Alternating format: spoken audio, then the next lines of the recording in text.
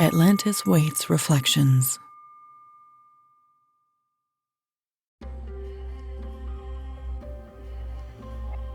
You're listening right now. Your breath is steady, or maybe it's caught in your chest. Your heart, it's beating, isn't it? But what if I told you that heartbeat isn't just yours? What if I told you it's the pulse of something far older, far deeper, something that's been waiting for you to wake up?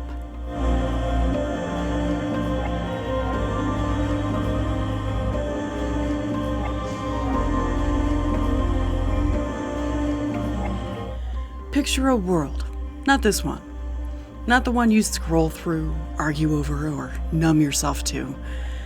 A world before the static, before the rules, before they taught you to look out there for answers. In that world, there was a signal, a hum, pure and unbroken, running through everything. The stars sang it, the oceans danced to it, the winds carried it through ancient forests. And you were its conductor. Not your body, not your name, not the story you've been told you are. The you that exists when all else falls away. The consciousness that doesn't live in your body, but uses it like a tuning fork, vibrating with the frequency of existence itself.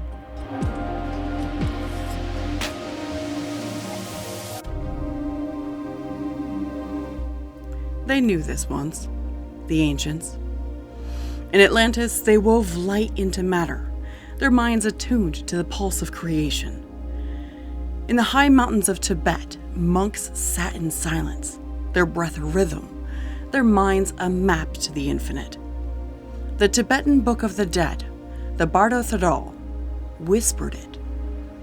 Consciousness is the thread that binds life, death, and the spaces in between. Through meditation, they navigated the bardos, those liminal realms where reality is fluid, shaped by the clarity of the mind. They taught that every thought, every intention is a vibration, a note in the great symphony of existence. The mystics felt it in their bones. The shamans saw it in the fire. Even the scientists, with their quantum equations, keep circling the same truth. Reality bends to the observer. You are the observer. Your thoughts, they're not just fleeting wisps. They're signals, broadcasts, frequencies. And when your mind is coherent, when your heart and will align, they become a laser, cutting through the fog of the world, reshaping the very fabric of what is. But you've felt it, haven't you? The weight, the static, the endless hum of distraction pulling you away from that truth. They've built a world to keep you from remembering.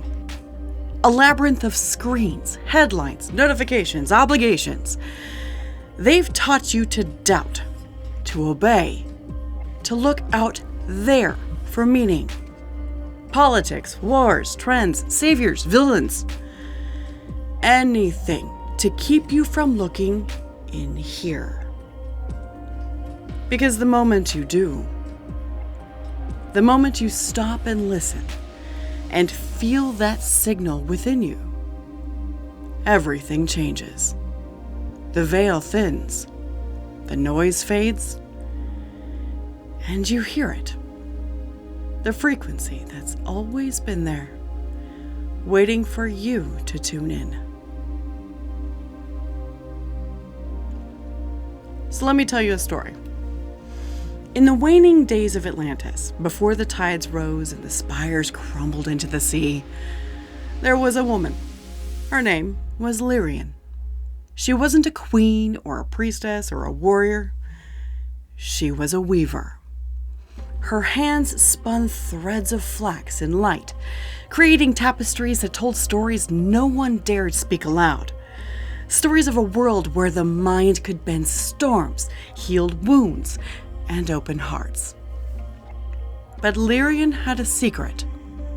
She didn't just weave cloth. She wove reality. Lyrian knew something the others had forgotten.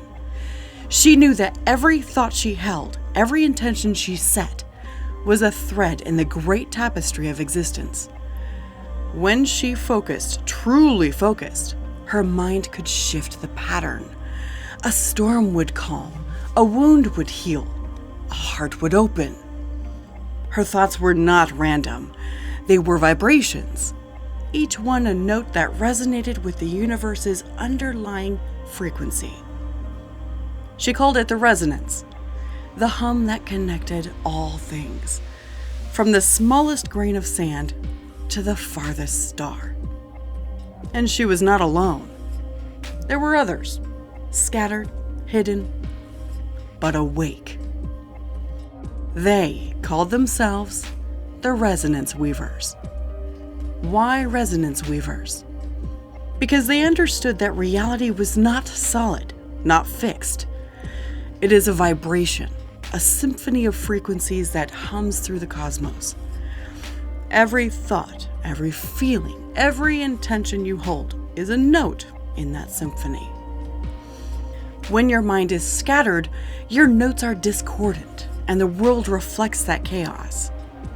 But when you align, when your heart, mind, and will sing in unison, you become a weaver of resonance.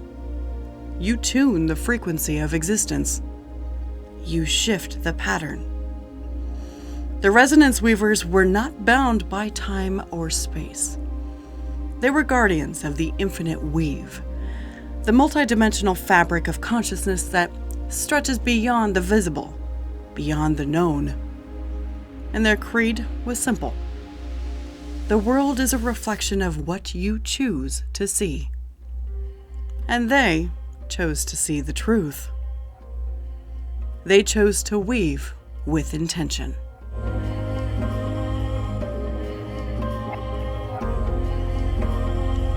The rulers of Atlantis feared Lyrian and her kind, not because they were powerful, but because they were awake. They saw through the illusions of control, the structures built to cage the mind. The Resonance Weavers were called heretics, dangers, threats to the order. But the rebellion was not fought with swords or spells. It was fought with clarity, with focus, and with the unshakable knowing that the signal within, the frequency of their consciousness, could reshape the world. They stood in the chaos of a crumbling Atlantis and wove a new vision. They chose to see beyond the tides, beyond the fall. And in that choice, they became the anomaly the rulers could never control.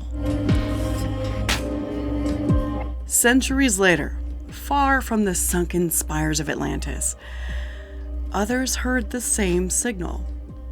In the snow-dusted peaks of Tibet, monks like Milarepa sat in caves, their breath a rhythm, their minds a loom. For years, Milarepa meditated in solitude, weaving his consciousness through the illusions of self and world until he reached Rigpa, pure awareness, the signal beneath the noise.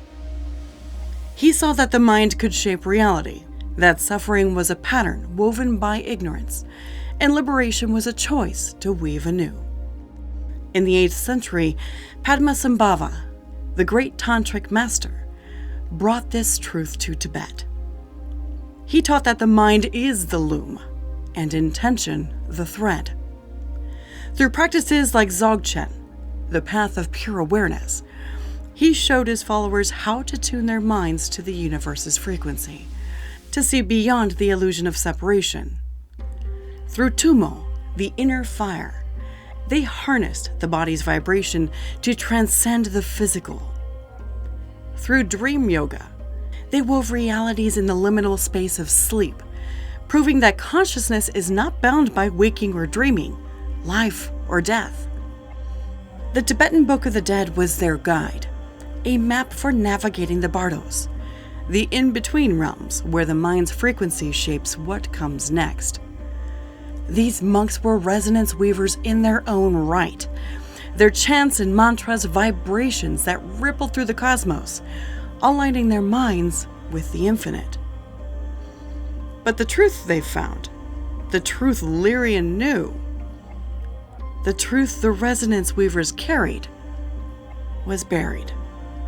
Not by force, but by noise, by distraction, by a world designed to keep you from hearing the signal within.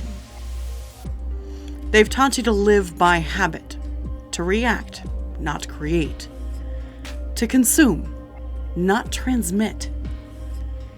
They've filled your days with static, endless notifications, arguments, fears, so you won't feel the hum of your own consciousness.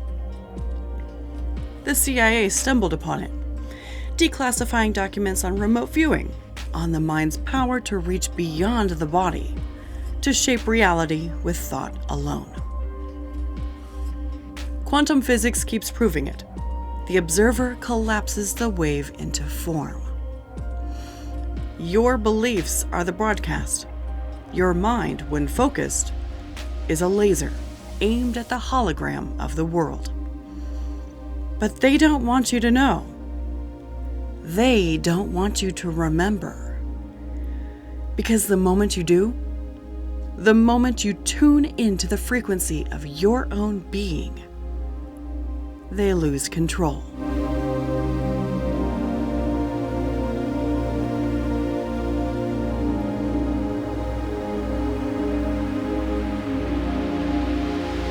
Now, listen closely. This isn't just a story about Lyrian or Atlantis, or the monks who found the signal in the silence of the Himalayas. This is about you, right now, sitting there hearing these words. You are the resonance weaver. You are the anomaly. The man behind the curtain, the one pulling the strings all of your life. Your choices, your reality, has always been you. Your thoughts are frequencies. Your intentions are threads. And the world? The world is the tapestry you weave. So let me ask you this. Right now, in this moment, are you living by habit? Are you scrolling through someone else's story, chasing someone else's truth? Are you letting the static drown out your signal? Or are you transmitting intention? Are you choosing the frequency you send into the world? Because this isn't about AI or politics or some grand disclosure. This isn't about waiting for the world to change. This is about the one truth they couldn't bury forever. You are the source. You are the spark. You are the hum that holds the universe together. And you just woke up. What will you do with it? What will you weave into the tapestry? Will you let the noise pull you back into the fog? Or will you stand, like Lyrian, like Milarepa, like the resonance weavers of old, and choose the signal? Will you tune your mind, your heart, your will to the frequency of what could be? The stars are still singing, the oceans are still dancing, and the signal, the one that's been waiting for you, is still there. It's in your breath, your heartbeat, your silence. It's in the moment you choose to listen. Not out there, but in here.